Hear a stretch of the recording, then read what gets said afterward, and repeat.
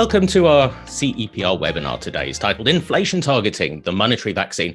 My name is Tim Phillips, and I'm going to be moderating today on behalf of the CEPR. We're going to be here for 1 hour, and today we've got two panelists, both CEPR fellows, but we'll keep at least half of the time today for discussion and, most importantly, for your questions.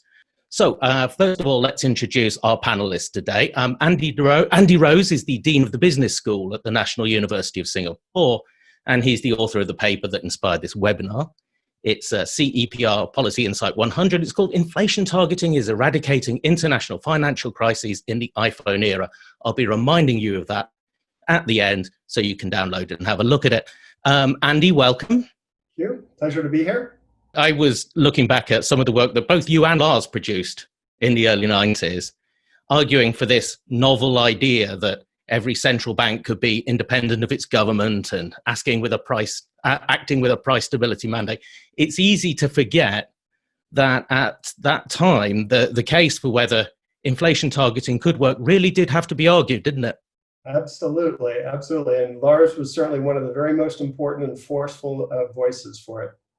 And that brings us to Lars Svensson of the Stockholm School of Economics.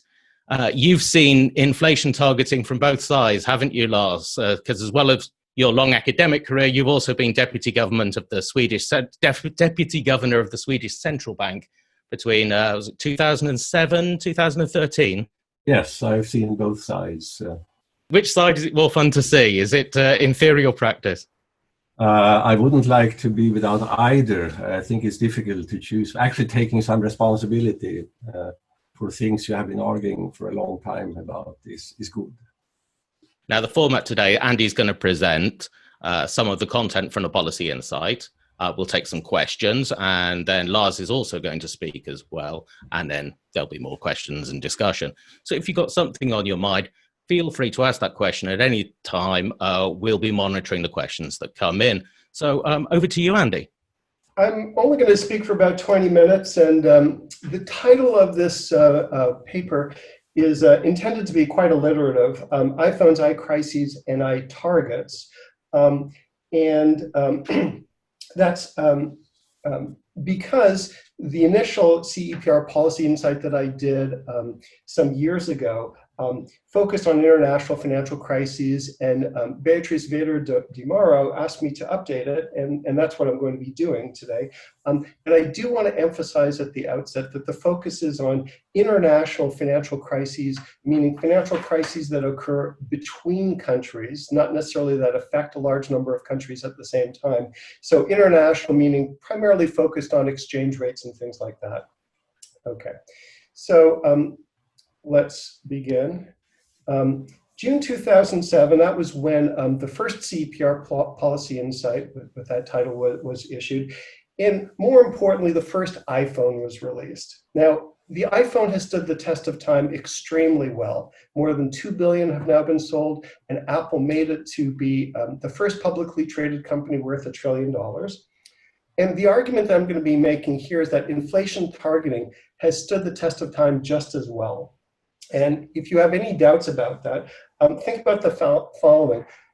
To a very good first approximation, almost no one has faced an international financial crisis, an iCrisis, on an iPhone, because inflation targeting, has been so successful. Currency crises in particular, which used to be one of the banes of the profession, have simply been crushed. Now, that's part of a more general comparison that I want to make, which is between international monetary systems past and present.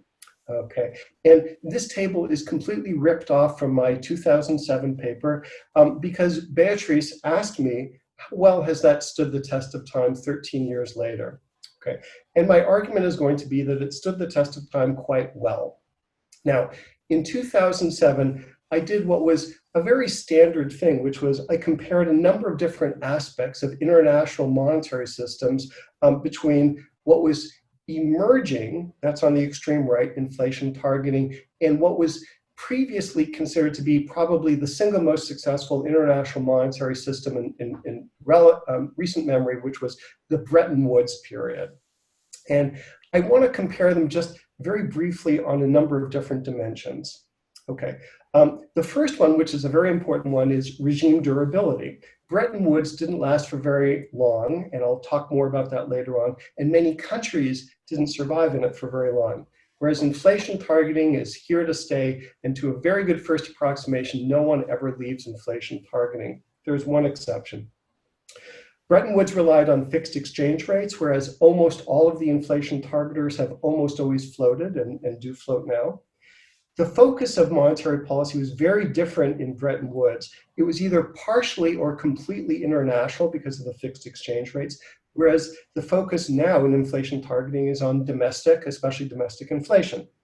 The intermediate target, of course, in Bretton Woods, the Bretton Woods system, was the fixed exchange rate. So it was the exchange rate, whereas now there's either no intermediate target, or the inflation forecast is typically taken as a very important one. Capital mobility has changed very dramatically from controlled in Bretton Woods to relatively unrestricted now. The capacity for big current account imbalances, and I will be specific about what I mean by a big current account imbalance, has moved from limited to very high. Bretton Woods, of course, was designed at the Bretton Woods Hotel, so it was a planned system, whereas the inflation targeting system that seems to have emerged is unplanned. Now, one big mistake that I made, or a mistake, was that the level of international cooperation for Bretton Woods to survive was important. Whereas I thought it was very low under inflation targeting. That was probably a mistake, because American swap lines are turned out to be much more important than I anticipated at the time. The IMF was viewed as a very important thing in Bretton Woods, whereas now for the exchange rate system, it's very unimportant. Gold was considered really important. It's very plays a tiny role now. The United States was a key part of the Bretton Woods system. I thought it was small when I wrote my initial policy insight. It turns out to be much larger than I thought. But on everything else, I think that things have stood the test of time pretty well. The key members of Bretton Woods were all large northern countries, whereas now, under inflation targeting, a number of developing countries have also joined. Central banks have been transformed from dependent and unaccountable to independent and quite accountable. Transparency of the system has moved from low to high, and perhaps most importantly, or most strikingly for me, the alignment with academic thinkers, such as Lars, has moved from very low. There were large numbers of economists who disagreed with the Bretton Woods system, to very high. Okay, so I believe that what I laid out 13 years ago has stood the test of time well. Now, I want to talk more generally about inflation targeting. If you think that an imitation is the most sincere form of flattery, inflation targeting has done great. It has continued to spread. In 2007, there were 27 inflation targeters. Since then, more than 20 countries have joined, and some of them are big: India, Japan, Russia, and the United States. Inflation targeting is simply ubiquitous now. It covers almost all of the OECD, with the exception of Denmark.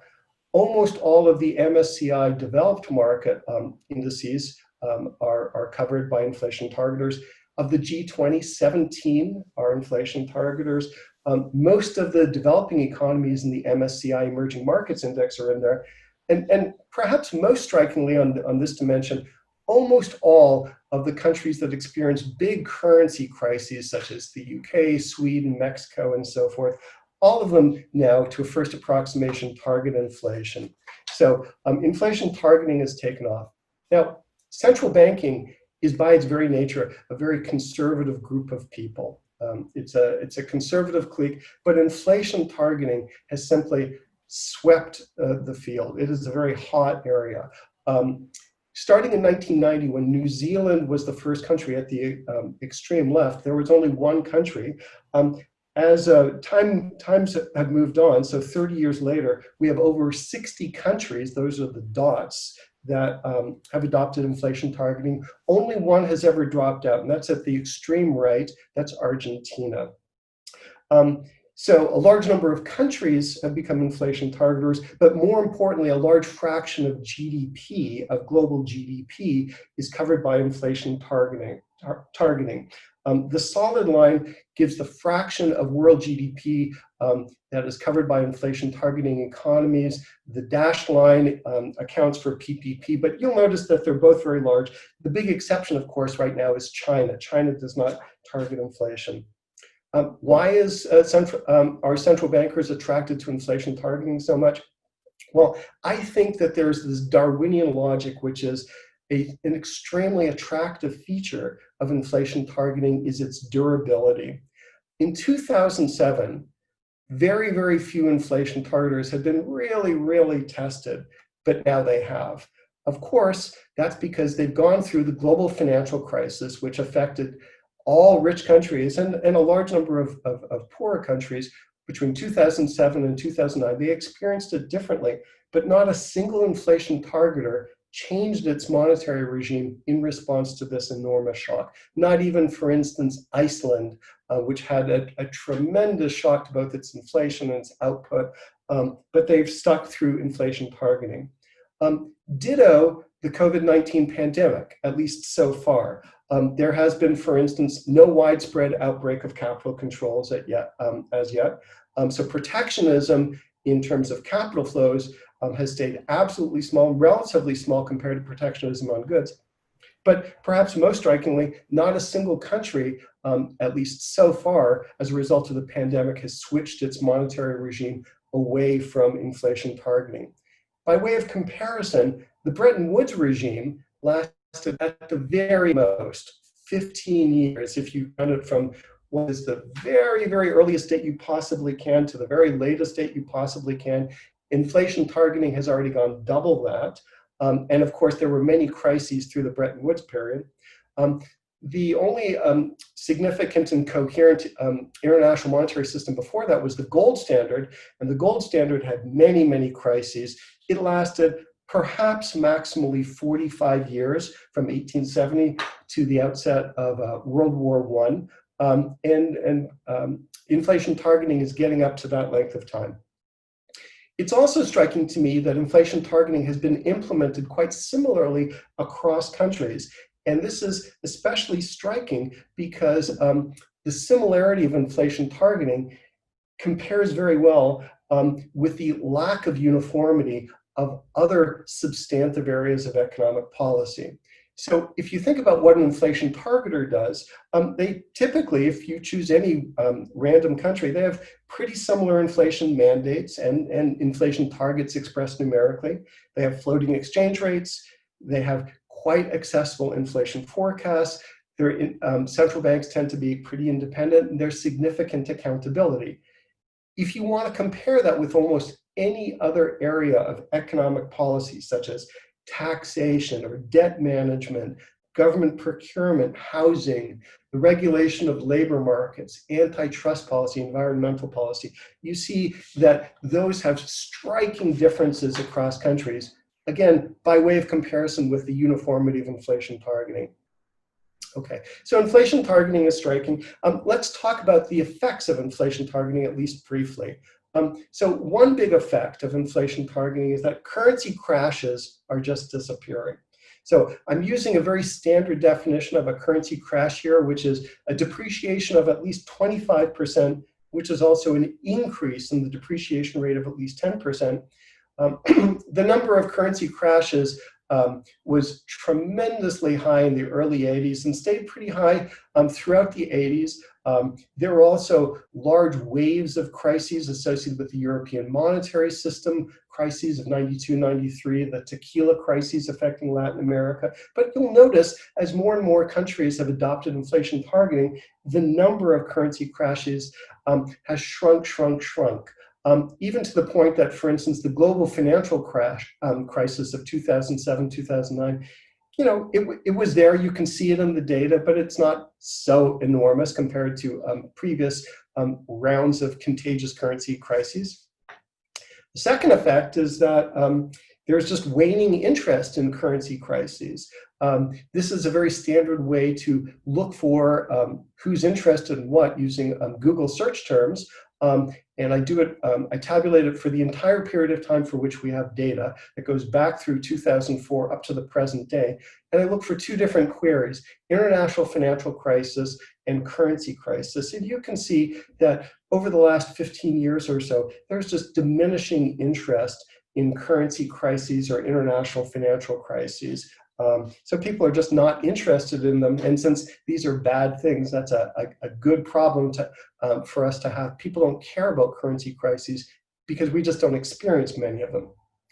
And yet, the system seems to be able to handle at least as many big imbalances. The global capacity for current account imbalances seems like it's large and rising. The dots here that you see portrayed are the number of countries with big current account imbalances. And I define a big current account imbalance as either a surplus or a deficit that exceeds 4 percentage points of GDP. And you'll see that that's stable or rising over time. The fraction of world GDP that's covered by big imbalances also seems to be slowly rising. Of course, it was very large right before the global financial crisis because the United States had a very large current account imbalance. But over time, it certainly seems like it's increasing in any case. So the capacity of the system to deal with big current account imbalances seems large. Okay. What does the future hold? Well, I don't want to go too far along this line because, of course, the future, especially right now, is intrinsically uncertain. But inflation targeting seems like it's a monetary vaccine. A monetary vaccine doesn't mean that we're going to experience no currency crises, no international financial crises in the world, because, of course, there are anti-vaxxers. There are countries, literally over 100 countries that have not adopted inflation targeting, just like they're anti-vaxxers in the real world. My president is sometimes one of them.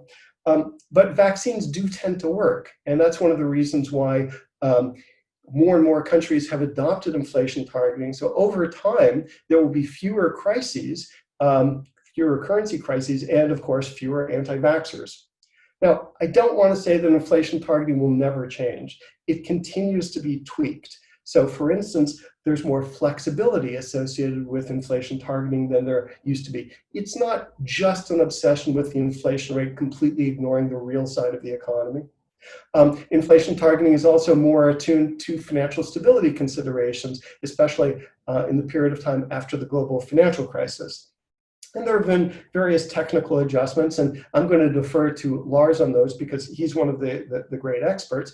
But I will say, before the pandemic, the big issue associated with international and also domestic monetary regimes was handling the deflationary pressures manifest in the fact that real interest rates had fallen for long periods of time. So there will continue to be tweaks, I have no doubt of that, but I think they'll be relatively minor. What's the impact of COVID-19 likely to be? I find it really hard to imagine that the pandemic is going to lead to many countries, and conceivably to any country, leaving the regime of inflation targeting. Because during this period of time when the public craves stability, it's hard to imagine one of the very few trusted frameworks discarded, especially at a period of such policy uncertainty on the fiscal side, but also on the trade side because of trade wars and trade tensions that are going on. I also note that very stable inflation expectations, which the system has delivered to the inflation targeters, are likely to be extremely helpful to fiscal authorities handle the debt loads and conceivably monetary experiments like mass monetization or helicopter money. But they also help stabilize credit markets. And that's a tremendously valuable thing for central banks right now. I do want to note, just in passing, that historically, inflation has followed large debt increases. Historically, those have been associated with wars, but the pandemic is certainly going to lead to large increases in government debt around the world. So I could imagine a world where the levels of inflation targets rise to at least partially inflate away nominal obligations. But it's really hard for me to imagine inflation targeting being discarded. So let me conclude. Inflation targeting, IT, is so successful in part because at this point, it's one of the very few games in town, conceivably the only one. And it's the reason why it's one of the very few games in town, conceivably the only one, is it's popular, as shown by the fact that many countries and most of the world's GDP is in it. It's been durable, and the alternatives are few. Nominal income targeting remains something that is theoretically possible, but only is of interest to a few academics. It hasn't been adopted by any country. Very few countries target money growth because it's been unsuccessful in many countries. And yet central banks need some monetary strategy, some well-defined monetary strategy is better than none. The only alternative seems to be for very small countries that are willing to endure a fixed exchange rate like Denmark or Hong Kong or Bulgaria. That's the only alternative. And so it strikes me that inflation targeting is here to stay, because unless you're willing to stick rigorously to a fixed exchange rate, it's the only game in town. At this point, I will end and pass it over to Lars. Thanks very much, Andy. Before we go with Lars, can I just ask a couple of questions that have come in on your presentation? Actually, there's two from Catherine Schenk here. The first one was you compared the transparency of Bretton Woods to inflation targeting. Bretton Woods low, inflation targeting high. How are you measuring that transparency? Central banks were notoriously untransparent about what they were trying to do, what their objectives were, and even on things like reserve levels and holdings of gold and international transactions. So famously, the Bank of England intervened on forward markets to a large extent to defend the pound and didn't reveal this to the markets. And that's the sort of lack of transparency that I was referring to. Yes, and she also asked, should the European Monetary Union be considered effectively one country? Should we really be measuring monetary regimes rather than individual countries? Yeah, I think of it from a monetary point of view as one economy. I don't think of it as one country, but from a monetary point of view, it's one economy. Do you think now that we have reached a level at which the number of countries adopting inflation targeting at the moment will level off? As you say, we've got to a very large proportion of global GDP. No, I don't think it will, because more and more countries, especially the small countries, will realize that they want to have a well-defined monetary regime. And many of them, of course, just don't at this point. And as fixed exchange rates become very difficult to defend, the fixers tend to become inflation targeters over time. So I think two sorts of countries are going to join inflation targeting. Fixers that have crashed out, and those who realize that they just don't have a well-defined monetary policy at all. Do you think Denmark's going to join? You called. I asked because you called them out in your paper. Why not Denmark? I believe that many people that I admire and I agree with in Denmark think that they might as well be part of the euro, since they're fixing to the euro and they don't have a seat at the table. So they might as well join, and I tend to agree with them. We'll see. If there is anyone from the Danish Central Bank on the webinar at the moment, maybe they could give us some inside information on it. Thank you very much for that. There are more questions coming in, Andy, so we'll get back to you later about those, but they tend to be broader ones, and we can introduce Lars first of all. But first of all, Lars, you have something to say to us, so please go ahead. Okay, thank you, Tim. Andy has written a very fine Policy Insight paper. He is absolutely right that inflation targeting has been a tremendous and largely unanticipated success. In the mid-1990s, no one, at least not I, thought that the inflation targeting would spread and dominate the monetary policy area for the next 25 years or more. Inflation targeting, as Andy says, seems to be a vaccine against international currency crisis, but it is not a vaccine against financial instability. Separate policies, mainly macro and micro prudential policies, are required to achieve and maintain financial stability. And this policy insight ends with the words, no one has proposed a better monetary framework than inflation targeting, simply because there isn't one. This sounds a bit like we would be seeing the end of history for monetary policy regimes, that everything will be inflation targeting from now on without much further development. Personally, I think that there is still quite a bit of room for improvement and some further rather substantial modifications of inflation targeting, even if it's working pretty well as of now. There has been quite a bit of recent discussion about possible modifications and improvements of inflation targeting. And for instance, the Federal Reserve, started a review of its monetary policy framework more than a year ago about its monetary policy strategy, its policy instruments, and also its communication. And the background for this is problems with inflation undershooting the inflation target, that many inflation targeters have problems getting inflation on average equal to target.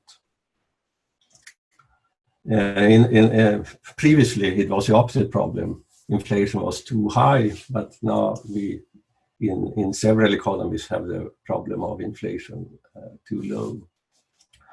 This has to do with a downward trend towards very low neutral interest rates, R star, and the effective lower bound on the policy interest rate. With some simplification, the neutral interest rate is a policy interest rate that is consistent with both inflation on target and full employment. So with a low neutral interest rate, the policy rate needs to be even lower to be sufficiently expansionary when there are negative shocks. Here, central banks have been reluctant to lower the policy rate to zero or much below zero. Some central banks have gone down to negative numbers, for example, -0.5% for the ECB and previously the Riksbank, -0.75% for the Swiss National Bank and previously the Danish National Bank. One thing we have learned is that the effective lower bound for the policy rate is not zero but negative, and it's not hard but soft. We don't know exactly where it is, and it varies across economies, depending, for example, on the relative use of currency paper notes in transactions, and to what extent banks are financed by deposits versus wholesale borrowing and covered bonds. So instead of very negative interest rates, we have seen substantial balance sheet policies, such as large asset purchases to reduce longer interest rates down to close to zero. In the context of the Federal Reserve review of its monetary policy framework, the Fed had a conference in Chicago last year with papers published in the International Journal of Central Banking coming out in February this year. And I presented one of the papers there, a paper on alternative monetary policy strategies for the Federal Reserve. And there are quite a few modifications of inflation targeting that have been discussed over the years, and in particular in the last couple of years. One is price level targeting, with a target in the form of an upward sloping price level path. So we would still have, on average, positive inflation, 2% or so. Then we have an interesting idea when there are negative shocks and the lower bound for the policy rate binds and the central bank doesn't want to go further down. Maybe a temporary price level targeting such that we will eventually get back to a path this temporary price level targeting has been suggested as a way to handle situations when the lower bound binds by Bernanke and previously Charlie Evans. Another is average inflation targeting, where the target is average inflation over a longer period than the standard year, 12 months, like 3 or 5 years. If these alternative policy regimes would be put in place and would be credible, I can show that they would probably be more successful in achieving the average target. Average inflation target is actually my personal favorite. It's easier to explain to the general public. You have a longer averaging period instead of the standard 12 months. It's also a smaller step than a move to price level targeting, which may seem a bit risky to many. And if successful, you can extend the averaging period so you approach price level targeting. If it's not successful, you can retreat back to annual inflation targeting. But in summary, I don't think we have yet seen the end of history regarding monetary policy regimes. But inflation targeting was a huge step forward and has been enormously successful. Thank you. I'll end there.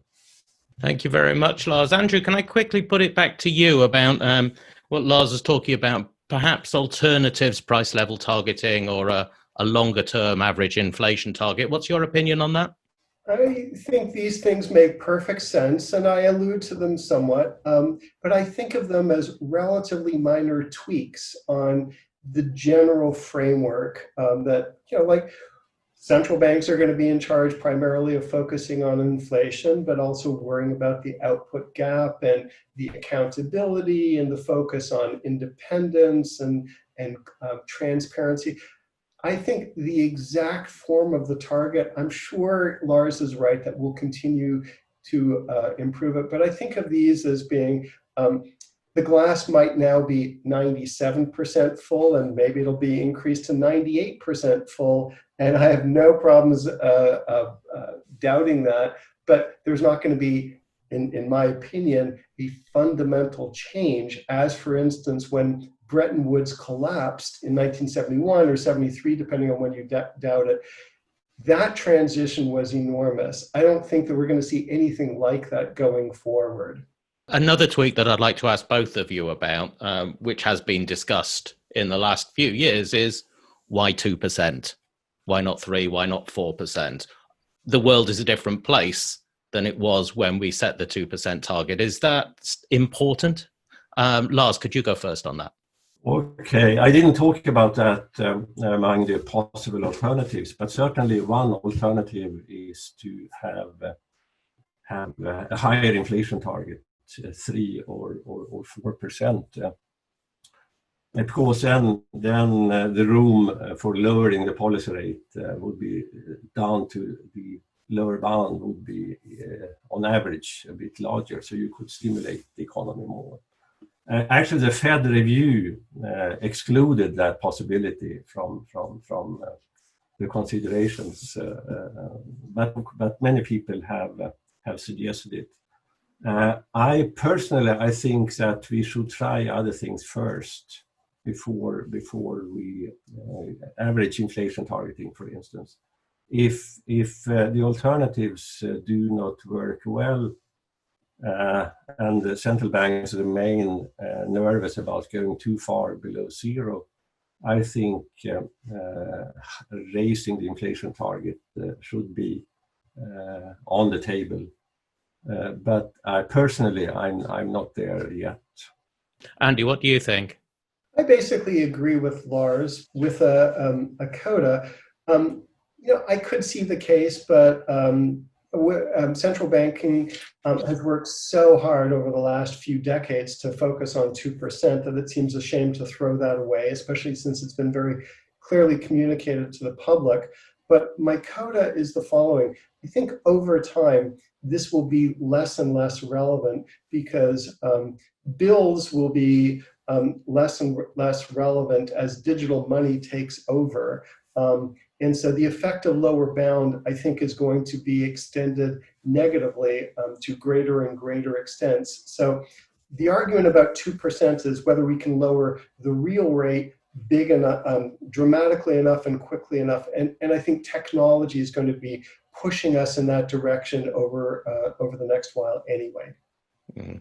And Donata's also asking, thinking about the recent inflation performances, should we be transforming those targets into inflation compasses, a non-binding constraint for central banks? Would that work, do you think? I'm not sure I know what a kind of a looser guidance, I think, is what he's talking about.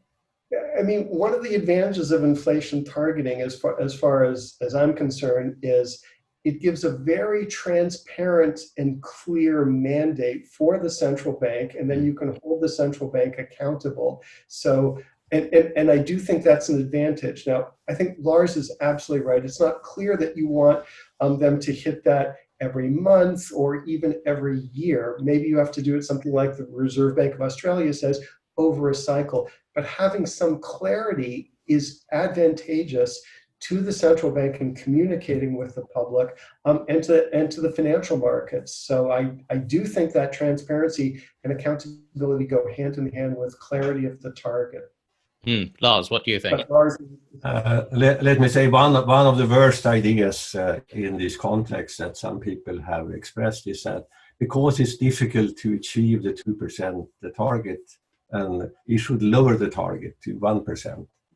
That makes the whole problem with the lower bound worse, and is one of the worst, or maybe the worst suggestion for change that is around at the moment.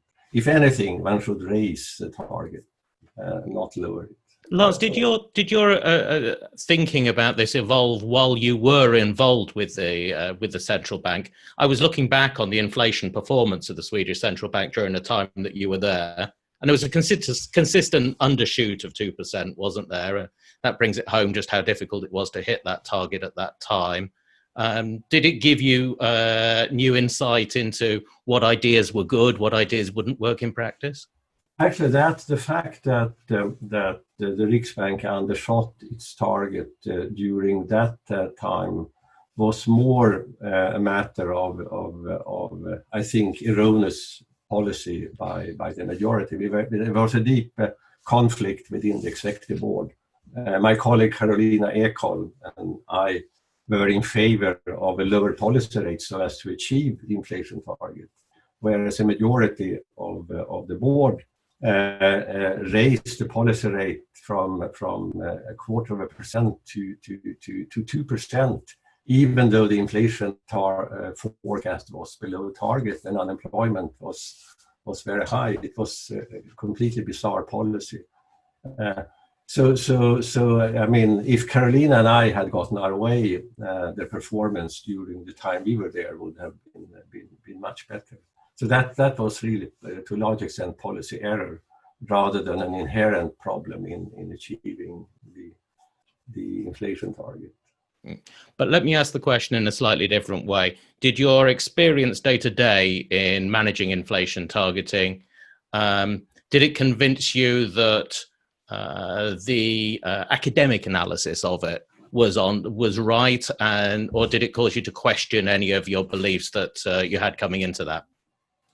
No, I thought my experience was that the academic analysis and also further development of the academic analysis was extremely helpful and right on target, and that everything was happening could be understood and analyzed with the usual academic tools and the experience. So I thought everything worked extremely well from that point of view. I do want to stress just in passing that I believe that that's a completely uncontroversial statement now, but many of the most successful central bankers, such as Ben Bernanke or Janet Yellen or Mervyn King or whomever, have been successful academics who've often studied these issues directly. And that's in sharp contrast to for instance, the Bretton Woods regimes, when most academics were opposed to fixed exchange rates. Now, let me ask you a couple of questions about that come from your analysis, Andy, about the correlations that you've made and whether there really is a causal implication here, which I think you're arguing. And Vicky Price is one of them. Vicky asks, isn't the low inflation achieved by central banks just the result of globalization and the entry of China into the global market? How big was that effect? It probably had an effect. There's no doubt that it was a positive supply shock. But don't forget, central banks are in charge of helping to manage aggregate demand, and those supply shocks are taken into account. And most central banks, until relatively recently, were pretty successful in hitting their inflation targets and hitting them symmetrically. Sometimes you overshoot, sometimes you undershoot. It is a factor, but it was one of the factors that could be predictable. Was that relevant for inflation target and the only reason for its success? That's really hard to imagine, because inflation targeting started off pretty successfully in the 90s with New Zealand, followed by Canada and Australia and so forth. And that was before the big China shock hit. And so it spread far and wide by countries that are much affected by China and not so much affected by China. It can't simply be globalization or China. It's just too widespread and too pervasive for that. Okay, one should, at least if you are a small country, if you have zero inflation in the rest of the world, zero price increases in the rest of the world, you can still have 2% in your own country if you have your currency, your exchange rate depreciating at 2% per year. So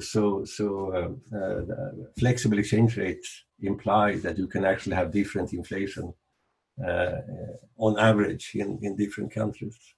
Rajeshwari Sengupta is asking about currency crisis, because you pointed out the number of currency crises is going down.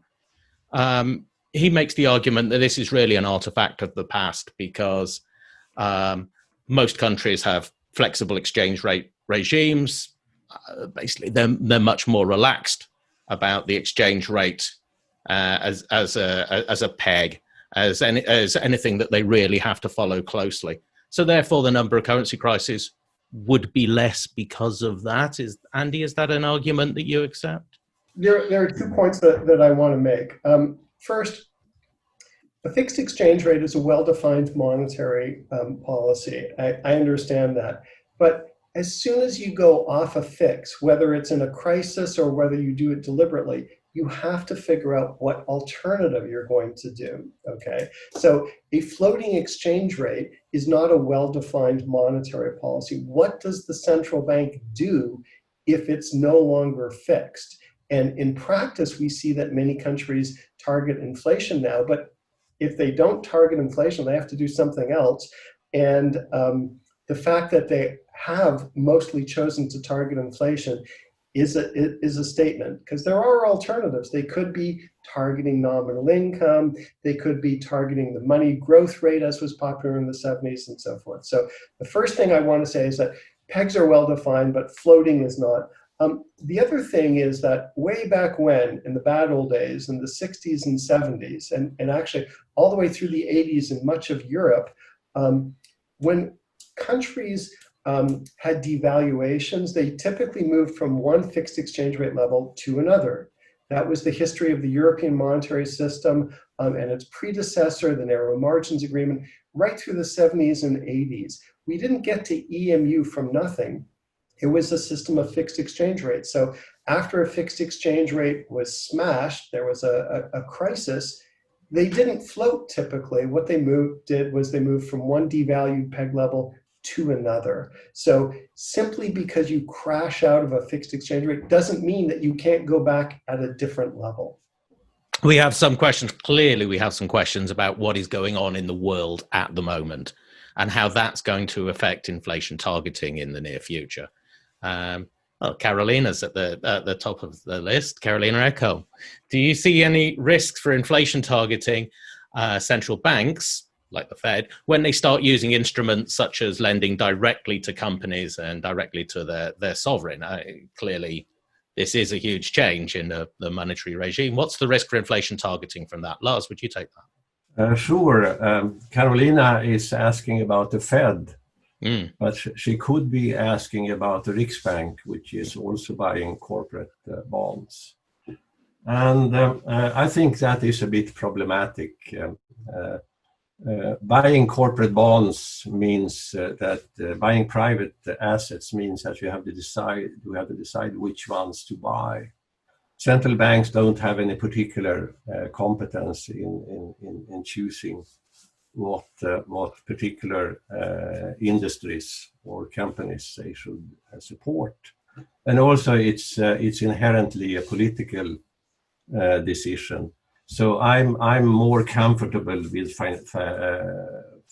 with the government and the government's various departments, Ministry of Finance and other ministries, doing the support of specific sectors and companies. I have no problem whatsoever with the central bank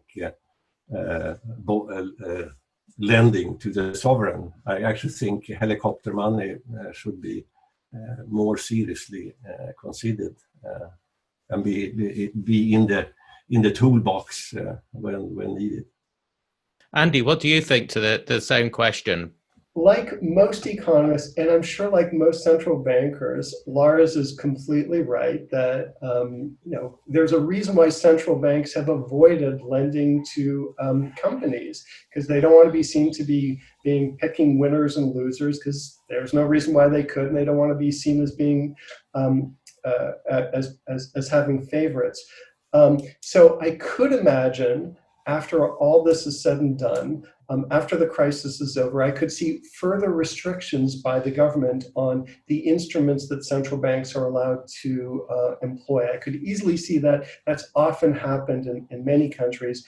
After central banks have gone a little bit wild, they've been cut back in the future. However, I feel completely confident that almost every central bank in the world would rather have the government do things if the government could get its act together and act quickly enough. I'm sure that most central bankers want to stay a mile away from being seen as showing favoritism towards some sectors of the economy. The problem is that central bankers tend to be competent technocrats that are fast moving, and governments are sort of the opposite. So the problem of stabilizing credit markets is thrust on the central banks by default, even though they probably would rather the government did it directly. And you're comfortable with central banks lending to the sovereign like Lars is? Yeah, certainly under extreme circumstances, absolutely. They do it anyway, but under extreme circumstances, enormous amounts are better than the alternative typically. Yes. Now, we have also the problem, as you say, we have the decision to make at the moment as to what the central bank's remit will be. It expands at the moment. Maybe it should be contracted. Is that problem of gradual mission creep amongst inflation targeting central banks something that worries you? Andy, will you go first on that? Not a particularly, it's not a particularly important thing to me, because I just don't think it's that high. It's when things get miles and miles and miles away from the competences of the central bank. So for instance, environmental regulation, things like that, that makes me super nervous when you have a central bank doing that. Or when the IMF, which in some sense is the world central bank to a large extent, when they focus on poverty, which is really supposed to be the World Bank, rather than short-term business cycle things. The mission creep is there. It's typically inevitable, but I don't think of it as a first-order concern for me. Lars, do you agree? Well, yeah, I think one has to distinguish between crisis management and normal times. During crisis times and crisis management, I think the natural thing is that the relevant authorities all cooperate, and any particular action usually have effects has monetary policy effects, has financial stability effects, and fiscal policy effects. But I think the important thing is that the relevant authorities work together, cooperate in order to end the crisis. Under normal times, I think one should be careful about mission creep for the central bank. First of all, one should keep monetary policy and financial stability policy separate. They are quite different in my mind. And in some countries, the central bank is responsible for both monetary policy and financial stability policy, as in Bank of England. But then they still have separate committees, each committee which is with its own mandate and with its own accountability. In Sweden, the Riksbank has no instruments to affect financial stability under normal times. All those instruments, macroprudential policies with the Swedish FSA, Finansinspektionen. So they are the instruments and the objectives and the accountability for financial stability is all with a separate authority. One can do it in either way, but I think it's important to keep the two policies separately and not confuse things. And central banking, independent central banks, it's so unusual or rather exceptional in a democracy to have an authority with such independence and such power that power has to be constrained to achieve specific objectives determined in a democratic way. One cannot allow much mission creep there, I think. Let me turn in a few minutes we've got left to what is immediately going to happen perhaps in the next couple of years. We have Riccardo Pugliese, he's saying he's a political economist, and he's noticed that inflation just isn't really news anymore in a lot of places, because inflation targeting has made inflation boring on purpose. We might have a substantial rebound of inflation if we have a substantial rebound in the economy. How is that going to test inflation targeting regimes? How do you think that they might cope with that? Andy? I agree in some sense with the premise that inflation is now a boring thing. And that means success. That means, the whole point here is that economic agents under an ideal regime should really not think that much about inflation. They should figure out how to use their skills and their comparative advantage to produce the maximal amount of output and welfare. And I imagine that central banks are going to go out of their way to keep inflation in the backdrop to the maximal extent possible. I believe that's probably going to be feasible, but I'm not positive, because this might be an enormous deflationary shock. But it could also be the case that demand rebounds and aggregate supply is really constrained because of the response to the pandemic. And so there may well be some inflationary pressures. And under those circumstances, central banks and anyone who thinks about central banks are going to be very happy to have a very solid, well-functioning framework in the form of inflation targeting. So I think it's here to stay. Lars, it does sound like in that situation, then what you were saying about long-term inflation targets or price level targeting would be a relevant thing for them to communicate if there was a sudden rebound in inflation. It could be, but personally, I don't think the probability of a large rebound or a burst of high inflation is very likely. But if it would nevertheless happen, inflation targeting is the best monetary policy regime to manage that. And we have a lot of experience in bringing inflation down towards a target. I mean, that was originally the problem in many countries that introduced the inflation targeting.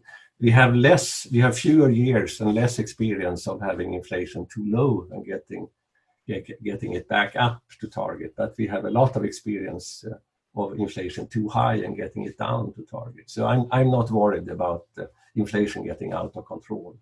We have a very short question to finish off, and it's from Rajeswari, and he's just asking, and you kind of, one of your claims about why inflation targeting is working is just because so many central banks are using inflation targeting.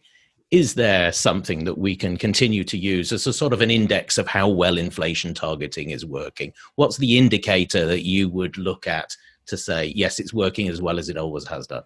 For the world as a whole, I guess my view is I would focus on the fraction of output that is actually run in economies with central banks that practice inflation targeting, and the typical inflation rate. The reason why it's been so successful and spread is because it's been so successful.